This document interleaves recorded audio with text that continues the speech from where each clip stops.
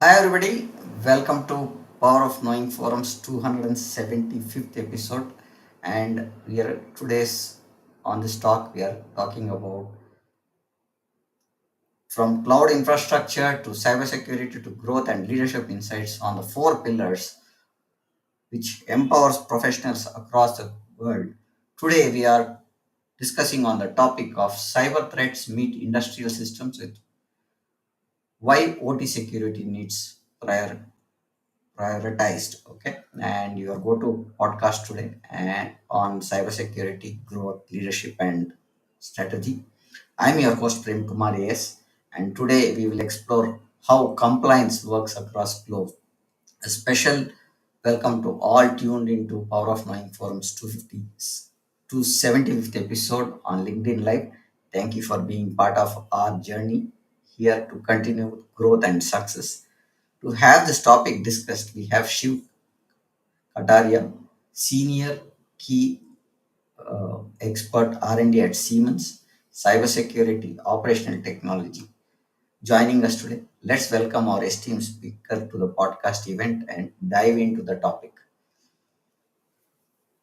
Hi, Chef. Welcome to Hello, our hello. podcast. How are Very you good evening, today, Prince. Chef? Yes, I'm great and grateful to being invited to your platform. It's amazing to see that you are doing this podcast for quite some time now. 275th, yeah, that's a big number, which is gives me the kind of knowledge that you are bringing to the public. So I'm equally excited and thank you for inviting to this podcast. Thank you, Chef. It's been an honor to have leaders like you, and they have been supporting us to have these episodes run. And this journey is come to about 275 episodes now, and we will dive into the topic without further ado. And first, I would like to understand a small brief about yourself, and it's for the audience to know about your journey and preferably on operational technology and cybersecurity that you've been doing a great work on at Siemens. Over to you, Shiv. Sure. So, my name is Shiv, and I've been working in cybersecurity for 18 years now. Uh, I graduated as electronics and communication engineer, and then I joined the government of India back in 2009. I was there for around 10 good years, and it was my fortune that I landed up into a research organization there.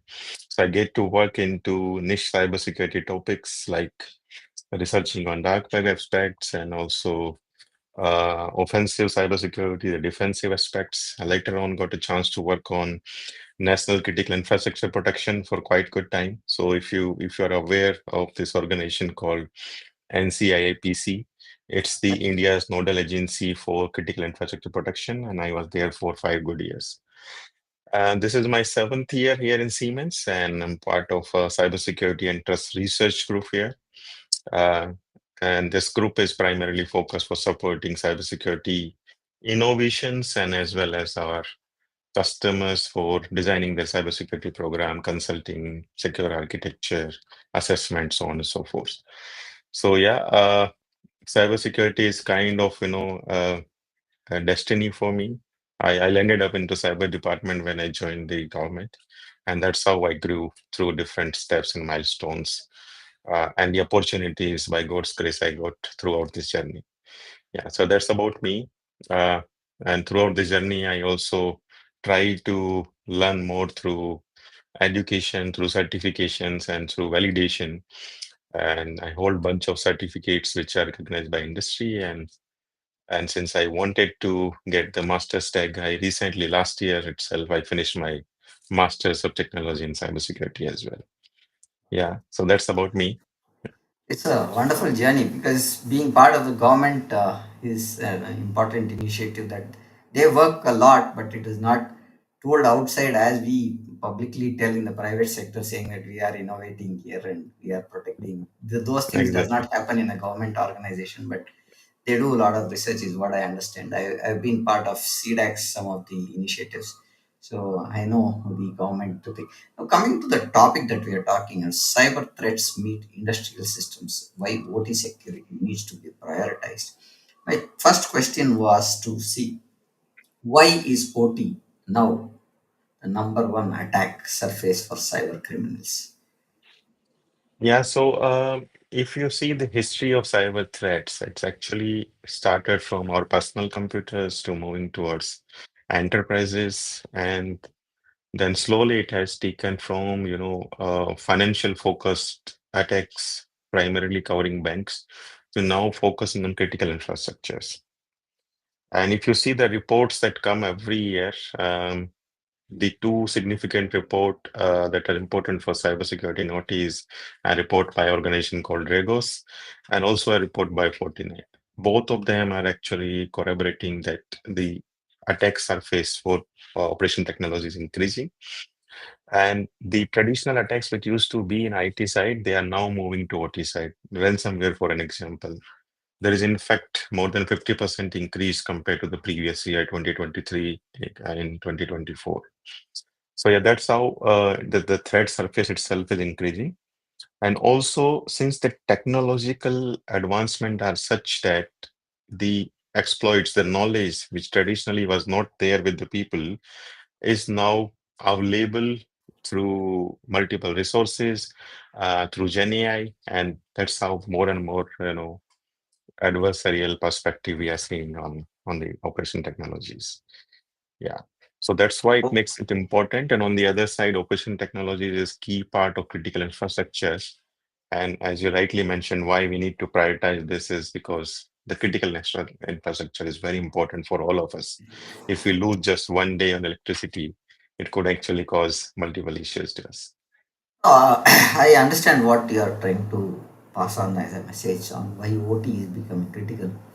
But to the audience, can we give a little brief on what exactly is OT? Because the OT technology, operational technology itself, is very Yeah. new to many of the people. They think only technology means cyberspace and servers and stuff. But what could be an OT platform with your experience? A brief about what exactly is OT in general, not to give Yeah. Yeah. a high So, level would be sure, sure. great. Yeah, so whenever we talk of technology, there are generally two technologies. Most of us would have heard the IT, which is information technology, and the other side of technology is operational technology. So the difference between these two is the name itself suggests information. So what we are doing here is processing data for our use. It could be like you gather so much of data and then you process it, and it could then be used for business insights. It could then be compiled into a Word document. Whereas operational technology, the technology is used for controlling physical processes. It could be like your trains, where you have the Mhm. signaling system. How would you manage? It could be running the train itself, right? So the technology difference is basically how are you using it, and in operation technology, we are using it to control physical processes, safety critical devices, or critical infrastructure like your water supply to your houses, electricity supply to your houses, generating electricity itself, the transportation infrastructure, or electric charging stations. All of them are actually operation technology. So it's actually part of technology we all are exposed to, but don't generally notice that we are around, surrounded by why all of them. why I asked that question, Shiv, is that we talk about IT more. We don't talk about the operational part more because people in general, the audience or the general public don't know more about what exactly is operational technology. And with the invent of SCADA systems and OT, this one, IoT devices coming in, they play a large number of roles in operational technology. As you rightly said, managing trains, sensors, where you are able to run trains, it has to stop at this period, the braking system, the entire other aspects of an operation to be run on a day-to-day tasks that are to be run for each of the process or the functioning of a division or something is what is operational technology as per what I understand, which is what you also are saying. Now, Yeah. most of the time, what is in for me is as a plant GM, if I prioritize OT security today. Yeah, so the role which are plant operations side or GM, their role is to keep their plant running. They are catering into some critical demand, and there is business goals which needs to be met, and cybersecurity is not something that you can discard. Your cybersecurity is also your business goal. You need to have your plant running 24 by 7 or your utility running 24 by 7. If a single incident is there, generally the cost of breach is around 4 to 5 million. The number exactly could vary based on different reports, but the downtime can cause much more in terms of revenue losses. But beyond that, there could also be multiple different issues which cannot be calculated in terms of dollar value. This could be safety critical. It could be damage to the environment. So that's why it's very important that cybersecurity shall be treated uh, as a higher priority in your plant operations.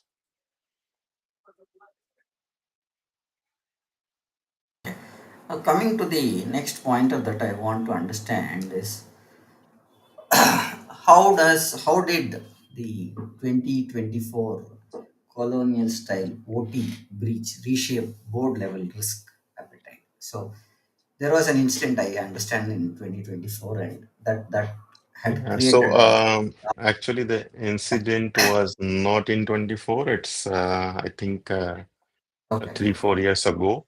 So yeah, just I stopped you over there.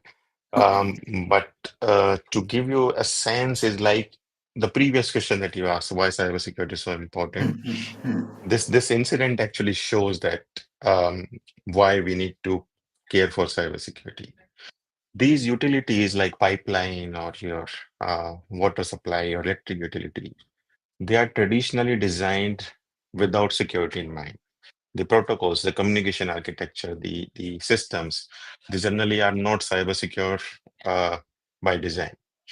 So if an attack happens, the impacts could be cascading. In case of Colonial Pipeline, the attack was actually on the IT infrastructure.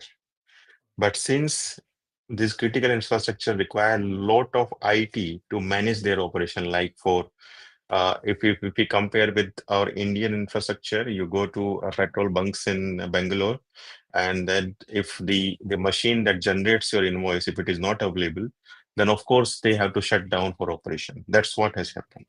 So there was a big impact in terms of the eastern coast of US. I think almost 60-70% of the gas stations were out of service. And this has given one more reason and one more understanding that cybersecurity incidents are business risk. They can actually damage much more than what we really can visualize. I was hearing somewhere. I'm not sure which location where their supply was the power grid was disturbed, and when they investigated, they found some pointers where it was affected due to a process which was not approved or something. So that's one process line they had to check, and I'm not sure the exact this one. This is Yeah, one so there are information. multiple of grid level attack that has happened. Mostly, there are three big attacks: Black Energy 1, 2, and 3, Okay. and these are um, between the Ukraine and Russian borders where this gets generated, Okay. and the victim is Ukraine every time. So Okay. three different times they actually have attacked their grid infrastructure. Then there were also one more, the Austrian German grid, which was connected. There was also an attack that happened where there was lateral movement of the attack since both the grids were connected. So yeah, there are many examples of such incidents that happening across the globe, and the volume is actually increasing, as well Hmm. as the sophistication of the attack. The Okay. initial attack might be, just stealing the information and then maybe finding some competitive advantage. But now the Hmm. attacks are being more sophisticated and they are actually reaching to safety systems, which is your fallback when something goes wrong in your plant. Now, Shiv, coming to pointers where most of the time these systems that they use, they are not upgraded or updated to the latest technologies, right? So Yeah. they would, because if I have to change one system, I have to look at changing the complete infrastructure in one way Yes. or the other way, Yes. right? Now, Yeah. looking at that, why are legacy PLCs ticking time bomb Mhm. in modern smart factories? Because we want to understand how the technology and the hardware which is required are adopting for the kind of changes that are happening in the technology space specifically. Yeah, you rightly mentioned the PLCs being the most critical in the entire automation layer.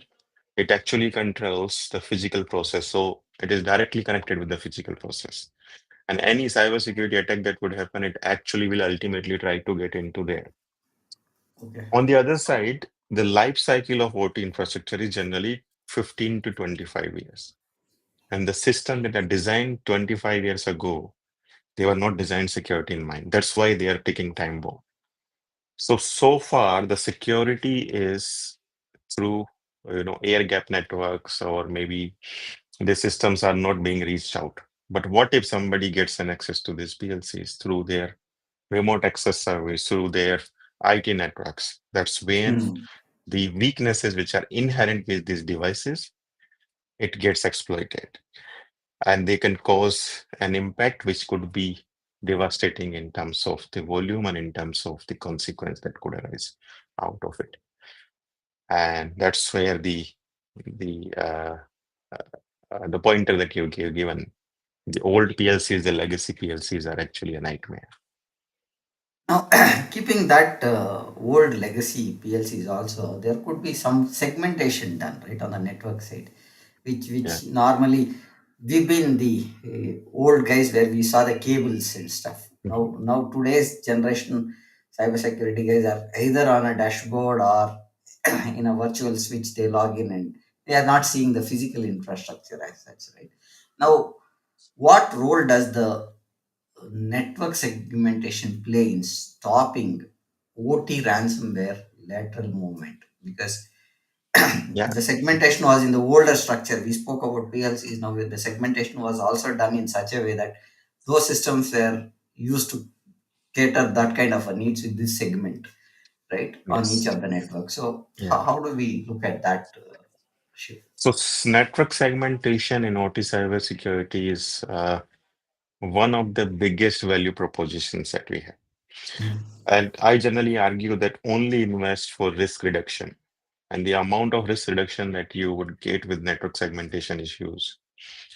Uh, Generally, for these legacy systems, the alternate fallback for cybersecurity countermeasures is defense in depth, and network segmentation is one of them.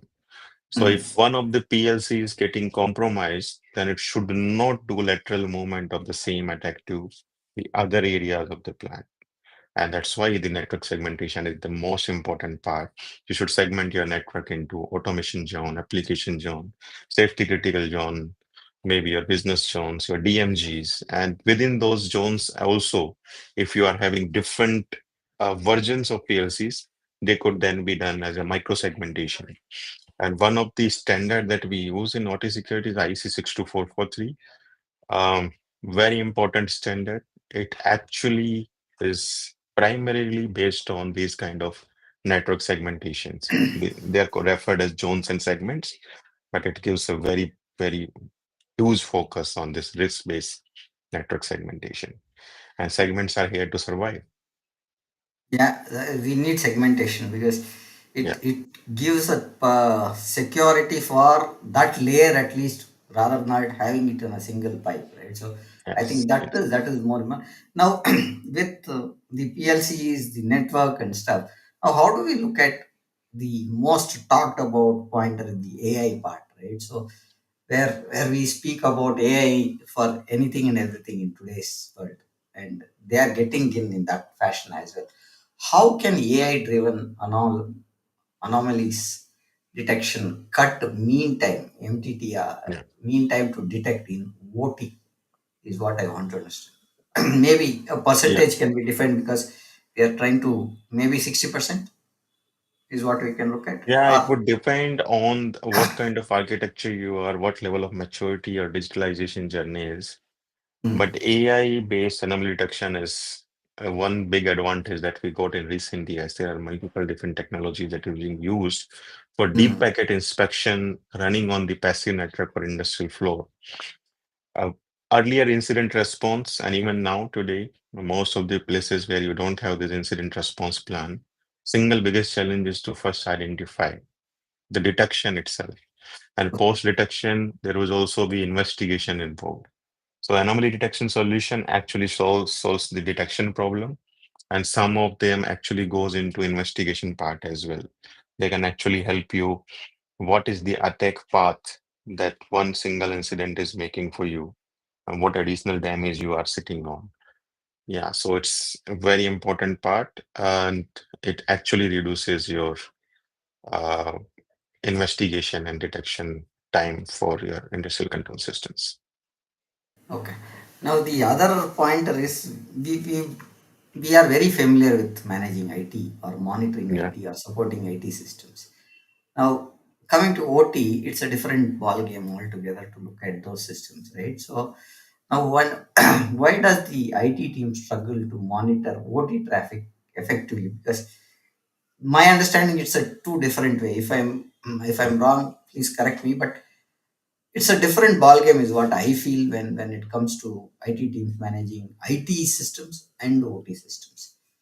Your take on it, Shiv. absolutely, absolutely correct. The difference itself is into the design, and since these environments are very very heterogeneous environment, you cannot have one single kind of infrastructure. Whereas IT systems are more standardized, and you know the architectures very well. Here, even if let's say you are a utility and you are using 300, 400 substations, and you are using let's say four different vendors, from each of these vendors could also be multiple generations and multiple type of architecture possible based on the year you are commissioned, and it becomes a nightmare for the people to how to actually get the data from the floor to monitor these assets.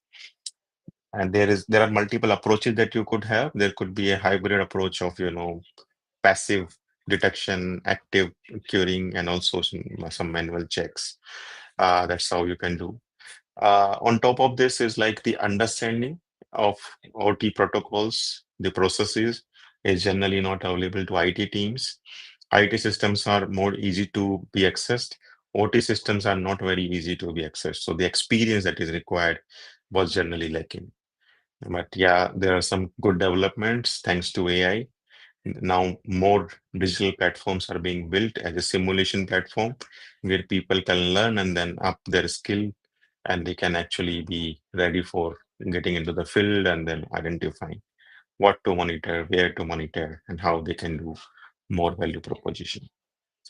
Yeah, A lot of insights, because what we are seeing also is OT systems also are trying to see if they can adopt AI or the new way of looking at monitoring those systems, and they are finding out a way how. What's the fastest way to gain visibility into dark OT assets? Because we still have some dark assets there as well, right? So yeah, absolutely. As mentioned that there should be an approach of passive network captures, and then you can do deep packet inspection. There are a bunch of tools available now. It gives you immediate visibility of the assets which you would haven't had documented in your architectures or your asset spreadsheets. So it will give you one that advantage, and then sometimes some of the systems might not be available on the network. So you can gather additional files like the configuration file or the ARC tables, those kind of detail, and then upload into these solutions, and it will give you visibility. So passive network um, based solution are the fastest way now to get asset visibility for the shop floor. hmm. Okay. Now, again, coming to where you spoke about safety, right? Now, how does safety and cybersecurity intersect in industrial control systems? Because again, two sets, right? So, how do we look at, because industrial safety is different, cybersecurity is different, right? Now, how do we look Yeah. at that intersection?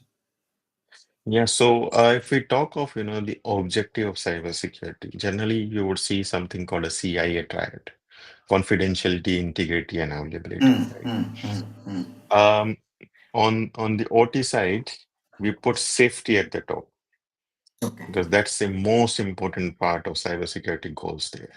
And based on safety, the security goals are designed. We don't focus on confidentiality much, we focus on availability of system and next to it, the integrity. So in OT systems, uh, the safety, integrity, and cyber integrity both are most important part. As I mentioned in the beginning of the discussion, that the sophistication is growing.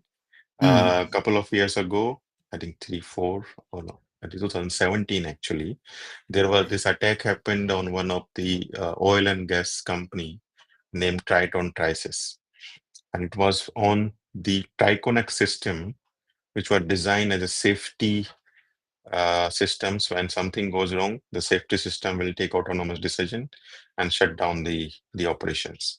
But the system itself, you imagine the voracity of the attack. Your fallback system, your second layer of defense itself gets attacked. So the safety is the most important part that should be focused. And if safety fails, then everything on the What? cyber actually fails. One safety loop, then we Yeah, can have multiple options for them to have a penetration done, and it is not easy to have control afterwards when safety is missed, right? So, uh, why are OEM installed backdoors still common in OT devices? Yeah, so the backdoor could be a slightly misleading word, but yeah, I think you are meaning about the configuration of the Backside devices. Yeah, configuration or basic, yeah, backside or configuration and the hardening side. So cybersecurity is, as a shared responsibility. It's not like the OEM or the system integrator or the service provider or the asset owner. Everyone is equally responsible, and more so is the asset owner. hmm, So traditionally, what used to happen is the system integrators or the companies who are designing the solution, they will create one architecture, they will design it into their factories, and then yeah. they will ship it. Unless the customer is aware, the asset owner is aware, those uh, default configurations were not changed. But the landscape is recently been changing. There is an increasing demand of cybersecurity hardened system, and the new installations and the upgrades are actually addressing these issues. So traditionally, it was a big issue that the customer would not ask. And since the understanding is that, oh, our system is not exposed to any network, we have cybersecurity through obscurity and air gaps. So generally, they will just use same credentials at multiple different plants, or you can just go and then find out what is the default credential. If you are lucky, you will find that even today.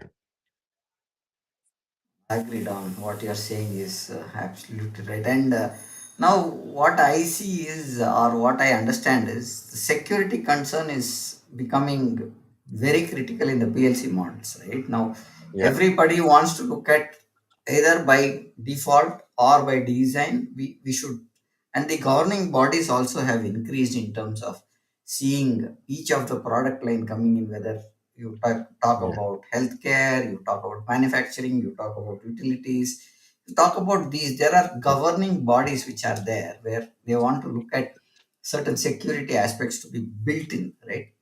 Either by default, these are the set of norms or the standards that it should follow so that there is a security under control. And by design, also, most of the product owners are building it as security by design. Right now, that's more coming. Now, we are talking again about two systems, right? One is the IT and OT. Now, how does a zero trust translate the air gap in production lines? Something that we can look at, Shiv. yeah. So Zero Trust is also making its way towards the shop floors and the future factories, which are also sometimes referred as dark factories, which are humanless, autonomously working. You require a lot of authentication between devices, between robots, between AGVs, and Zero Trust Hmm. is very important part of that. So some of the technological advancement are actually helping achieving that. And the primary focus is on four Ps, which is policy, proxy, privilege, and identity proofing. Uh, we can also use Can you multi-factor repeat that authentication, again once? Policy, proxy? privilege, and proof that you prove that what is their identity, and that's what zero trust actually means. Okay. I was more contextual towards OT sites. Now, what I am seeing is you need to have a policy which is going to be privacy, right? What you say? Policy that who should get what access and Okay. why should they get the access. It's Privilege. like that. Okay. If yeah. Okay. Got it. Got it. Now, what are some metrics that CISOs could track to prove OT security ROI to the financial chief? Because now everything, once we have something, everything goes into finance, and they would ask what would be the ROI on my investment, right? So that's the structure that is coming in. What could be those metrics where CISOs can track and prove that OT security is working for us? Yeah, so the mean KPI for OT is basically the downtimes. Mm. And the one biggest KPI that they should track is what was it before putting up a network segmentation and what is it post putting up the network segmentation. Whether it is increased, whether it is decreased, are there any safety related incidents caused because of cybersecurity? How many times people are using insecure remote access, how many times people are Mm. actually using a USB sticks to transfer their data. Those kind of KPIs can actually be used.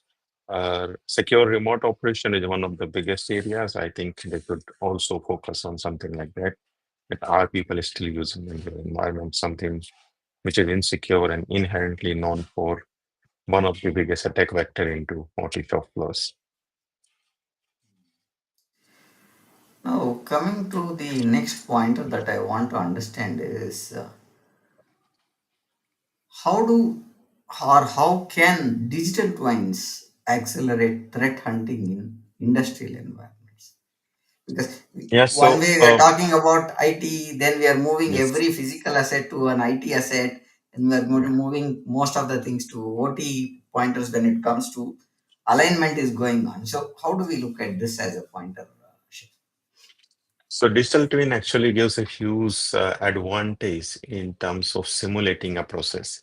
Since these Mm, systems are live, operation critical, so you cannot experiment. For example, you want to test a cybersecurity patch, mm, and since your operational requirement is keeping uptime as high as possible, you cannot have the downtime and test it.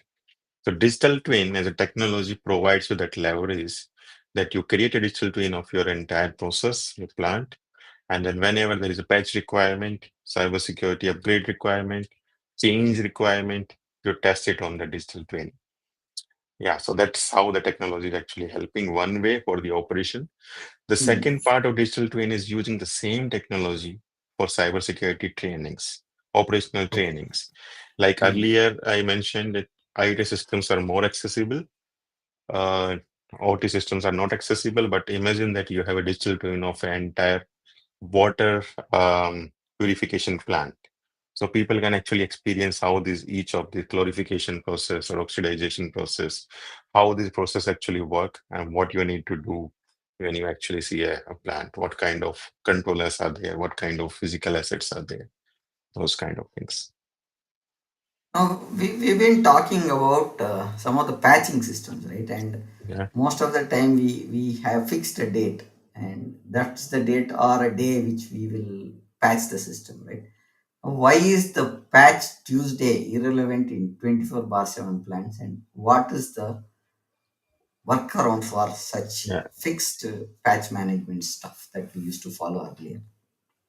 You cannot win the patching game in OT. That's the bottom line. Like there would be inherent vulnerabilities in your system, and then you would never be able to patch them in some of the cases. For example, a blast furnace actually works for 15 years once it started. The reason Okay. is that to bring it for the temperature that you require, it might take up to 6 months to warm up to that temperature. And if you Hmm. shut it down, then every time you shut it down, thus that kind of time is wasted in production. So patching since it requires due testing, you're not sure whether the system will work or it will fail, and there could be additional downtime. That's why you cannot do it as a every time you receive a patch and you go and do it. There could also be automation application specific compatibility issues. Windows Mm. patch might not work Ah, for the application that you are having for automation. So we should actually follow a program, a patch management process where you have this risk assessment criteria. And at the end, what you should achieve is you decide whether you want to patch now, whether you yeah. want to patch next, or whether you decide to patch never. So three different No, I ends, think now, next, never. I think one very important aspect that came out is you first pointer itself you clearly said you cannot win the patching game, right? So Uh, it depends. Now the other pointer is you cannot patch everything also. That also breaks, yes, right? So you yeah, cannot have 100% patched system, which means that you have left over something which you have given access also, because 100% patching cannot be achieved is what my take is. I'll take a yes. word from you as well. So is my understanding correct? You cannot have 100% patched system. Absolutely. That's what I'm saying, that you cannot win the patching game. There would be inherent vulnerabilities at a point Yeah. in time in OT. You cannot Okay. have them patched all. And sometimes they also are insignificant. For example, most of my assessments, I found that 50% plus vulnerabilities are related to Google Chrome in Yeah. their system. And uh, very often than not, you would never use Google Chrome because these are air-gapped systems. And the moment you just uninstall the Google Chrome, you will just get the 50% of your vulnerability out of your spreadsheet in Yeah. just one single go. So yeah, that's why your risk assessment and the decision for patch is very important in OT. You go asset by asset based on the criticality and the risk, not with the sheer number of vulnerabilities and the flooded spreadsheets of lot of CVs in your vulnerability dashboard. So coming to the regulatory part, because OT systems also have to cater to some of the regulations that they're. What regulatory waves are forcing OT security budgets to spike in the current year, maybe Yes. looking Yes. forward as So well? yeah, So, regulations are actually making their ways across the globe. I'll start mm, with India. So 2021, the Central Electricity Authority, they have issued a guideline for all mm, the energy sector utility to do cybersecurity programs and also invest into frequent assessments, vulnerabilities, appointing mm, CISO, trainings, and other parts. Now it's okay. getting converted as a regulation, which might come in few months or by maybe by end of this year. So we have this one sector covered. Recently, there is also an effort being put up by QCI and CIPC and CEA jointly for designing a cybersecurity maturity framework Mhm. for critical infrastructures. And then we have other regulation in other areas. But across the globe, recently Europe has actually put up two different regulation. One is NIS2, which is for the asset owners to have the capability to detect the incident, share the knowledge, upskill their people, and also have a mature cybersecurity program. On the other side, they have put up a regulation for asset manufacturers like the companies, Siemens, Schneider, or these kind of companies. Wherever Mm, there is a component with digital element, okay. they should have a mandatory cybersecurity process and capabilities. And then, like we have the CE mark on the product, Mm, this mm, digital entity products will also have CE mark, which will show okay. that we are following that cybersecurity compliance for them. Similarly, we have this President's Directive in US and also Middle East is quite uh, regularly. Multiple countries have multiple regulations coming up. We have NCA in I think in Saudi, Qatar also Mm, has it, UAE also has it. And then we have the standard IEC 62443. Some of the countries will then adopt this standard as national standard. Recently, I think Australia has done that just a couple of weeks ago. They have adopted IEC 62443 as their standard. And these regulations and standards will actually put a big push towards cybersecurity investment. Just this week in India, the IT secretary has also, in one of his speech, have actually given this advice that in businesses in India should start investing or start paying for cybersecurity. That's a good pointer that the government is also taking the cybersecurity as a serious topic. No, And I thanks to think this, from yeah, go ahead, go ahead. Sorry, I sorry. was saying that thanks to this series that I recently have seen this Special Ops 2, which is entirely based on a cybersecurity incident. And it actually Okay. brings much of knowledge and awareness to the people, not only the citizens, but also the governments to actually focus on cybersecurity. I think I've been part of some of the forums that I've been working with cybersecurity of late. The Cloud Yeah, Security Alliance, besides NSCRC also is one of the places yeah, that I'm closely working now. And we are having a national conference coming on the 26th in Bangalore here from NSCRC, which we are talking about the same pointers of cybersecurity. Okay, and that's the initiative that government also. I was part of a Karnataka digital economy mission as well. There is very serious note from Karnataka government also to see that there is a lot of work done on the cybersecurity space, because we have large digitization going on all fronts of the government initiatives, right? I think government also is playing an important key role, is what I understand with whatever I've been looking at. And coming to our pointers, how do we look at incident response, which is a critical thing for us, whether it is IT or OT, right? So how do we how do incident response playbook differ between IT and OT environments? see, the first pointer itself here is that we want to ensure the people's safety and continuity of operation. And these two biggest, goals will change how you want to design your playbooks. Traditionally in IT, since the knowledge is available, it's okay that so much of resources, so many of things are available. But in OT, generally the people from IT side, they will not go and then touch the system because the knowledge is not there. They're not confident what could go wrong. So the playbook should have a clear cut understanding about identifying an incident first. Most often than not, people will then confuse that the system is failing because of, the system is old and it does not have the capability to handle that communication. But why would the same system which were working 10 years ago, we haven't changed the operation, why the same system is misbehaving, that itself becomes one of the trigger point for identifying an event in the systems, and maybe it could be an incident. I actually have a couple of examples there. Like one of my customers around 5 years ago, one of the system that was crashing frequently, they imagined that it is because of, the lack of resource. But why the system was not crashing earlier, they did not ask this question. When we investigated, it was actually a predecessor of one of the ransomware attack, which actually generates a lot of traffic, and because of the traffic exhaustion, the system was crashing frequently. So yeah, we should actually have the playbooks designed such a way that people understand these nuances about the OT. Identification is important, and after that, containment, control, communication is the most important part in OT incident response.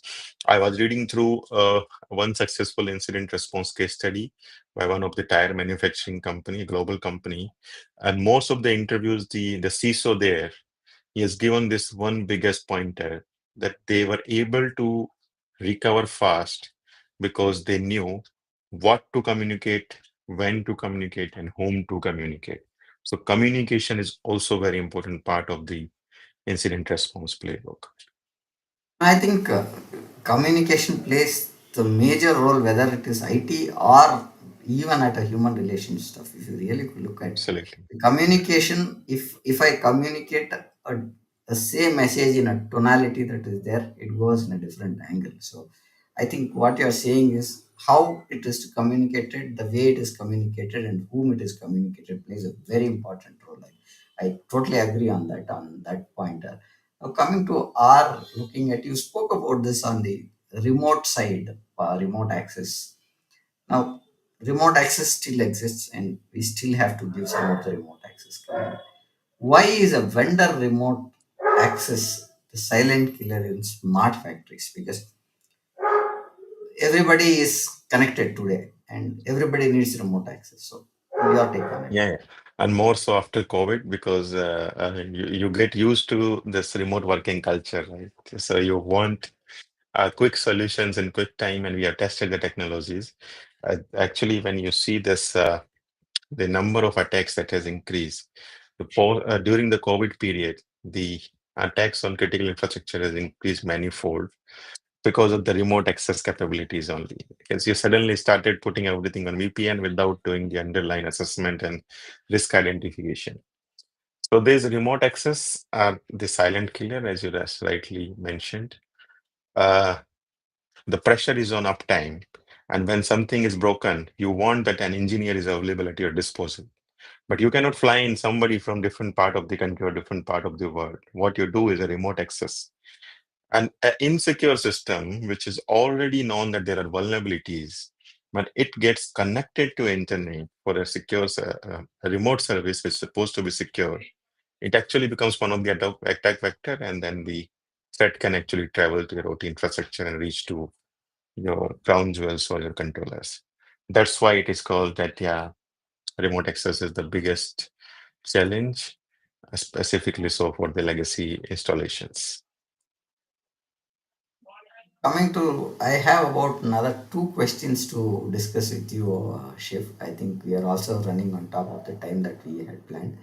Now, we always talk about culture, right? How culture plays an important role, and how now what culture shift is needed to align engineers and cybersecurity pros. So, what could be that? So the first cultural change that is required that traditionally cybersecurity teams are understood as inhibitive to their operation.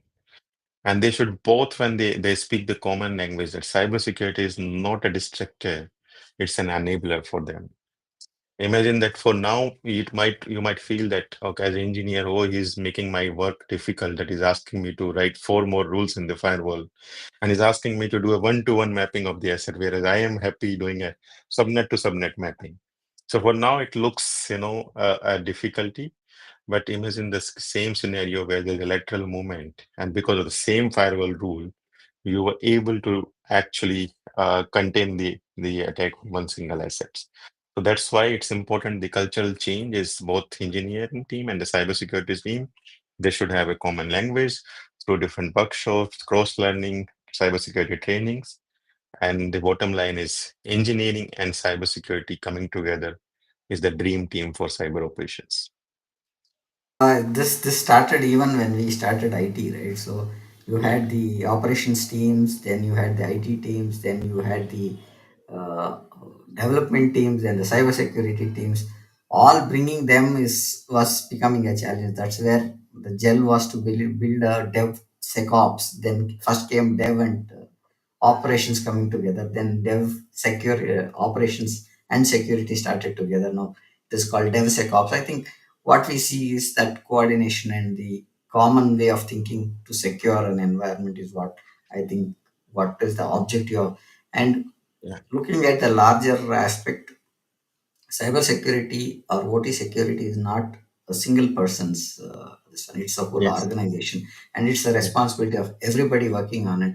One could see what I have understood on the operational security, because it deals with large plants and manufacturing sites. It can turn into a catastrophe if one thing is missed. Am I right in saying that, Shiv? Yes. Absolutely. Yeah. Now, coming to the SMB side, how can SMB manufacturers secure OT without enterprise level budgets? Because everybody talks about having a product, but the budgets are not there. How do we look Yeah. at The big security? question. Yeah, So yeah. Um, so this should be actually risk-based approach. You should first identify what is the risk that your entity actually is having in terms of, somebody attacking you, and then what could be damaged. And when something is damaged, what is your business continuity like? You will be able to recover in hours or in days or in months. That kind of understanding is required. Also, it's not necessary that every time you invest into enterprise grade solutions and consultings, you can actually put up some smaller teams where people who are having understanding open source tools like Wireshark, Geek, for example. You can use these tools to first do your first initial assessment, then segment your network. As I mentioned, segmentation is the single biggest advantage that you could use in terms of defense in depth and then reducing your risk a very big way. Post this visibility and segmentation, maybe if you require, you can engage a managed service provider rather than having these capabilities in-house. You can actually use somebody who can support you, maybe with a very less cost, which could be much more convenient for these small enterprises. Coming to the last point that I want to ask you before I summarize what we discussed in the last 50 minutes. Now, I want to understand what is one habit that people have to build, or one micro habit. What one micro habit should every operator adopt tomorrow to boost OT hygienes in And the any. single biggest thing that they should do is to monitor their infrastructure, and this would only be possible when they log their infrastructure and then have this visibility being brought up. So focus on actually seeing what is happening at the shop floor through that visibility aspects, which actually will give the understanding and the mysteries which you are not aware of so far. Yeah. Thanks for that. I've taken some notes. I'll just summarize them. So, we spoke about starting with what is OT and why is the attack surface very critical, because OT and IT are two different things, and how it can look at the cyber criminals looking at OT as a surface attack, right? So that is what we spoke about. We spoke about some of the controls that you want to look at, like what is a new gold mine for hackers is what we spoke about, something like that. And then what is in for me is one thing that we spoke about, where we spoke about migration, segmentation, OT, loop containing assets recovery, action fencing, ring, and PLC models that we spoke about. And we spoke about an incident on the colonial style of OT breaches, which reshaped about 4 5 years. But what I understood was 2024, and you corrected me saying that it was about 3 4 years back, and that's where we spoke about on pipeline hack change the budgets forever is what we can say, or an industrial effect can change budgets to longer. Then we spoke about PLC ticking bomb pointer, where old PLCs and new nightmares can change, right? So that is one thing that we spoke about. Then we spoke about segment to survival, when we talk about network segmentation, how ransomware can be looked at for OT devices and stuff. Then we spoke about IT teams and OT teams struggle to monitor, because there is a lot of IT eyes can't read the OT signals or OT tongues, right? So that is one thing that we spoke about. And what is the fastest way of gaining visibility into a dark OT assets, where we spoke of shine light shadow assets, right? So something like that. And then we spoke about OEM backdrop is common in OT systems. That's one thing. You corrected me again there on saying backdoor should be a wrong statement if you say there. So Yeah. I think some of the loopholes we can say, if that Yeah. is a right word. So that's one thing that I thought. Then we spoke about some of the zero trust gaining momentum in the OT side as well. So that is one thing. Then we spoke about CISOs, how they look at having the ROI briefed is what we spoke about. Then we spoke also on patch management, where we said patching you cannot win, because it is a game that nobody can win, and a 100% secure system is not a secure system, to be precise. Then we spoke about regulatory waves on new rigs, new budgets and stuff. Then we spoke about IR to OT, safety first container stuff. and we spoke something on what are the cultural shifts that we are talking about in terms of aligning engineers and cybersecurity pros and cons stuff. Right? Engineer cyber equals to dream team. That's what we can take. And the last thing that we spoke about, habit that we should look out, and you especially said, look at 30-minute log check or big risk thing, or look at review incidents. What are the incidents that have been caught up? Review them, and I think that's the overall pointers that we discussed. Shiv, you, this is what I have taken some of the pointers and we thought summarize it as a session closure. Any pointers that you would like to add as a final take before we close the session, Shiv? No, you captured it very well. Thanks for actually capturing it and summarizing at the end. It makes sense that, yeah, it's just, the entire discussion into quick 2 minutes is something is a good takeaway. And any pointers that you would like to give to the audience before we conclude the session? Yeah, so maybe a pointer because I think so many aspirants and so many professionals also join. Yeah, the professional, thanks for, doing this work and securing the infrastructure. For the aspirants, yeah, there is also cybersecurity talent deficit, specifically for OT. So do join the workforce, support securing these infrastructures. There would also be more and more opportunities coming, and you are all welcome to join this. Okay. I second what Shiv is saying. There is a lot of skill gap, and there is a requirement, whether it is overall, we will say IT or OT, cybersecurity in special has a lot of gap in the requirement versus the current availability. So look at this as a stuff. And thank you for joining us, Shiv. We have streamed to the audience. We have streamed this to LinkedIn, YouTube, Facebook, and Instagram in parallel. All four places we have gone live.